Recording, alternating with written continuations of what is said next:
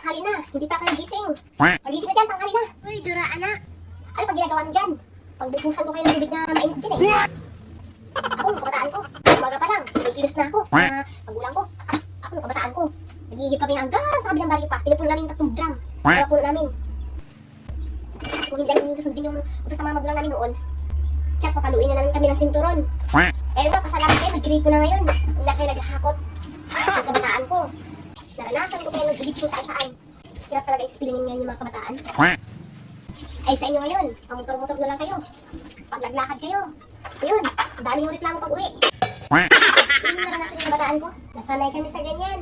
Ang isipin niyo kung paano kayo makapagtapos ng pag-aaral. Yung kabataan ko, gusto ko mag-aral. Buti pa nga sa inyo may nagpa-aral. Ayusin niyo yung buhay yung anak. Mahirap na hindi makapagtapos sa pag-aaral. Huwag yung isipin na mag-aasawa at mag-boyfriend kayo. Walang katutubuhan yan dyan. Dapat yung sa ganitong oras, nag-aasikaso na kayo. Hindi pa kayo nakapagsahin! Nakakainis talaga itong mga batang to.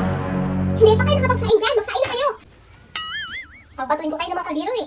Ang kakalagay eh, pinapainit niyo yung ulo ko. Hindi pa kayo nag-aasikaso sa bahay. Alam niyo naman ang dami-dami kong ginagawa. Ang tanda-tandaan nyo na, hindi na kayo mga bata. Pinapaaral ko kayo, hindi para sa akin yun. Para sa kinabukasan ninyo.